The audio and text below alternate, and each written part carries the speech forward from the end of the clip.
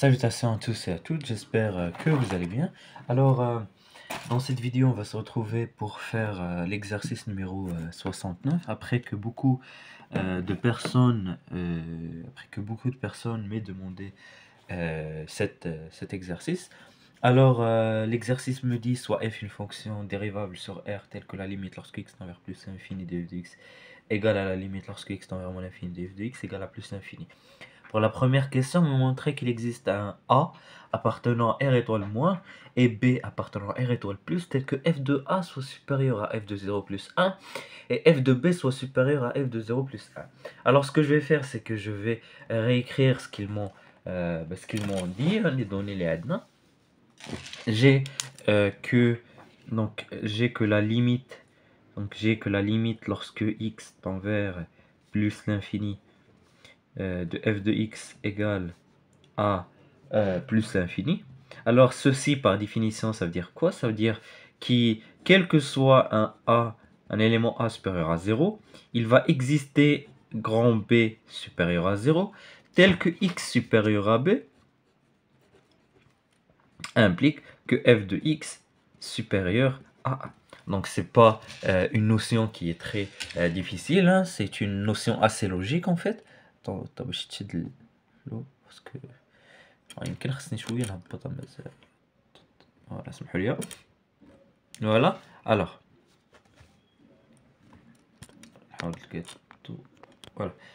voilà, donc j'ai cette définition et j'ai l'autre définition.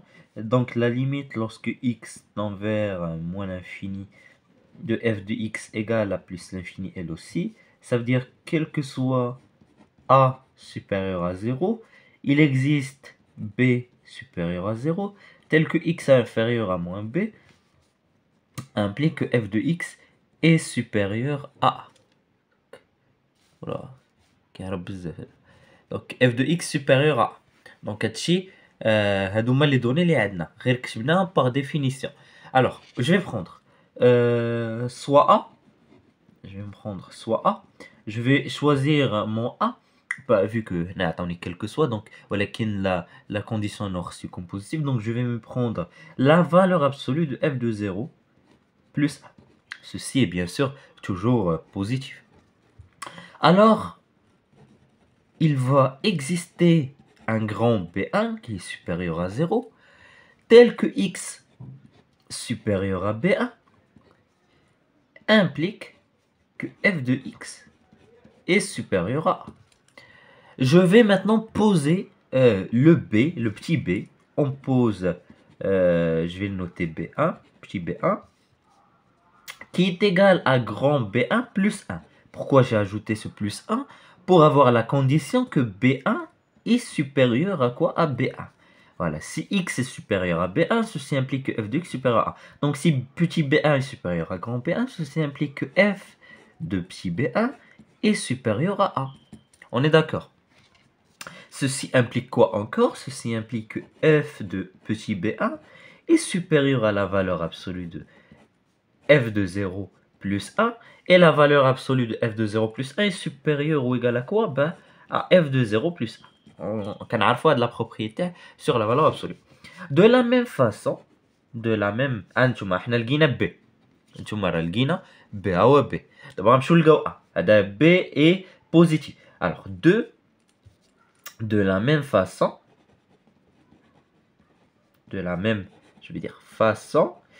il va exister grand B2 supérieur à 0, tel que x inférieur à moins B2 implique que f de x est supérieur à a.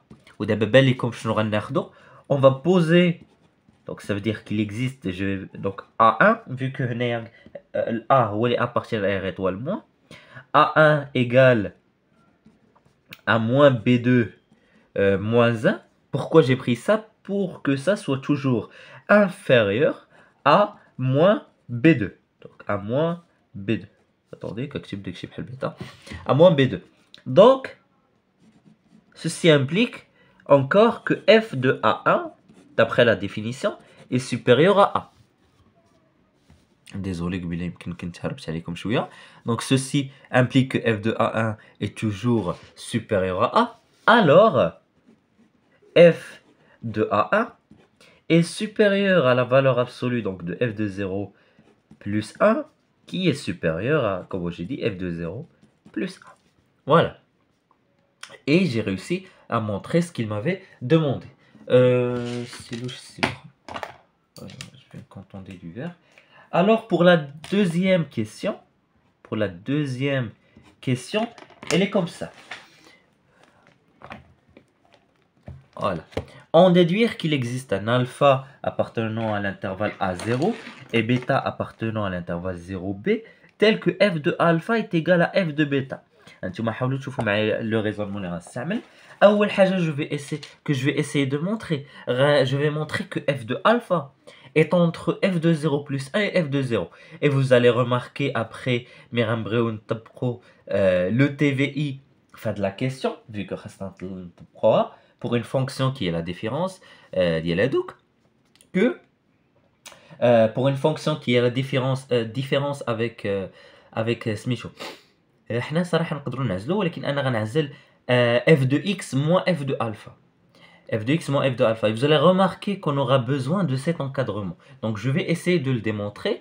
Donc je vous le rappelle ce que je vais essayer de démontrer. Je vais essayer de démontrer qu'il existe un alpha qui appartient à A0, tel que f de alpha est entre f de 0 plus 1 et f de 0. Donc qu'est-ce que je vais faire? Je vais procéder par le raisonnement par absurde.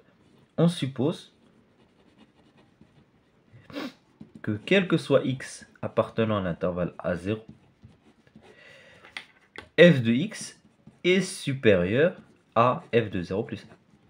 Donc je vais essayer de montrer qu'il y a une absurdité. علاش باش نبين ان كاين واحد le f de alpha qui est inférieur ou égal à f de 0 plus 1. Donc j'espère que vous m'avez compris. Alors j'ai maintenant ce résultat. J'applique la limite en appliquant donc je vais dire la limite lorsque x tend vers 0 de f de x plus donc là f de 0 plus 1 vu qu'on a marqué x. Ceci donc implique que f de 0 est supérieur à f de 0 plus 1. Ceci est absurde. Alors vous remarquez que ceci est absurde, d'où il existe un alpha A1 qui appartient à 0, tel que f de alpha A1, vu que qu'il y a l'alpha inférieur ou égal à f de 0 plus 1. Donc voilà. Maintenant, je vais essayer de montrer l'autre inégalité. On suppose, quel que soit x appartenant à l'intervalle A0, que f de x est inférieur à f de 0. Donc voilà. Maintenant, on va, en appliquant la limite quand x tend vers A, j'aurai f de A supérieur ou égal à f de 0. Et ceci est absurde, car d'après la question précédente, on a que f de A est supérieur à f de 0 plus 1 et f de 0 plus 1 est supérieur à f de 0. Donc ceci ne peut pas être vrai. Alors, ceci veut dire qu'il existe un alpha 2 appartenant à l'intervalle A0 tel que donc f de x est supérieur ou égal à f de 0. Donc d'après cette inégalité et l'autre inégalité, on peut conclure que, alpha 2, on peut donc directement conclure le résultat qui va m'aider donc à montrer l'autre. Attendez, je t'inquiète.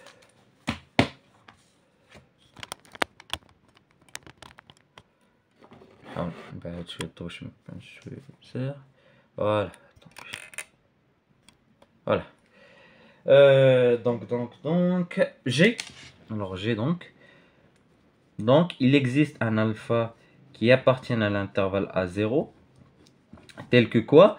Tel que f de alpha est inférieur ou égal à f de 0 plus 1 et supérieur ou égal à f de 0. Donc j'ai ce résultat, je l'ai bien. Maintenant, ce que je vais faire, c'est que je vais commencer ma démonstration. On pose r de x, donc considère f qui est égal à f de x moins f de alpha. Maintenant, on va calculer directement les images, vu que j'ai que la fonction f est dérivable. Cette fonction f dérivable sur R implique que f continue sur R, donc R continue sur R, en particulier sur etc. Donc, ce qui m'intéresse, moi, c'est l'image R de B. R de B, voilà. R de B,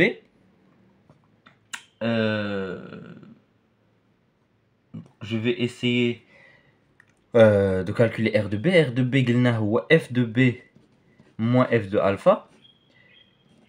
Et d'abord, je vais faire quoi? Je vais minorer f de alpha.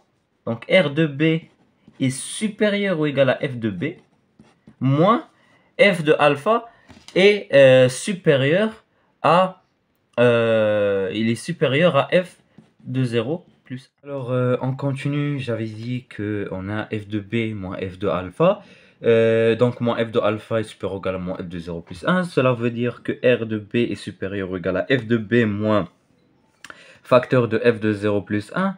Alors ça, c'est quoi? C'est positif, hein? C'est positif vu qu'on sait que f de b est supérieur à f de 0 plus 1. Alors, donc ceci implique directement que r de b est supérieur ou égal à 0. Et on va calculer r de 0. On va calculer r de 0. R de 0 est égal à quoi? Est égal à f de 0 moins f de alpha. Ceci est bien sûr négatif, hein? On a montré que f de alpha est inférieur ou égal à f est supérieur pardon, ou égal à f de 0. Alors d'où il va exister donc bêta. Il va exister un bêta qui appartient à l'intervalle 0p, hein, d'après le TVI, 0p, tel que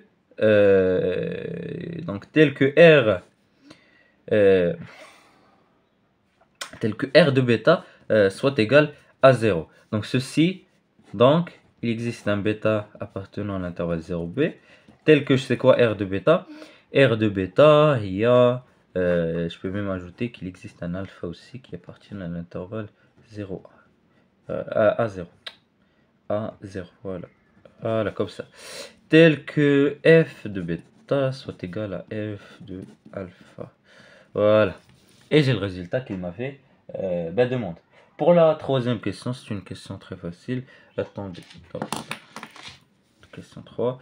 On va juste procéder par rôle. On va dire que f continue sur alpha bêta. F dérivable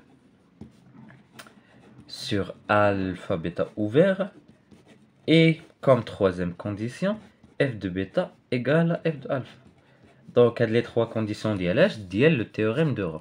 Alors, d'après Rolle, il existe un C appartenant à quoi? Appartenant à R, tel que f de C, f' de C, pardon, égale à 0. Donc ça, le théorème de Rolle nous le dit directement. Voilà. Vu que l'intervalle alpha bêta se trouve dans R, alors il existe un C dans R. Alors, est-ce qu'il existe un C dans R? Donc il existe. Donc voilà. J'espère que cette vidéo vous a plu. Si c'est le cas, n'hésitez pas à faire des remarques, commentaires. Et je vous dis au revoir pour une d'autres vidéos, Inch'Allah, sur donc les leçons les exercices d'El Moufid.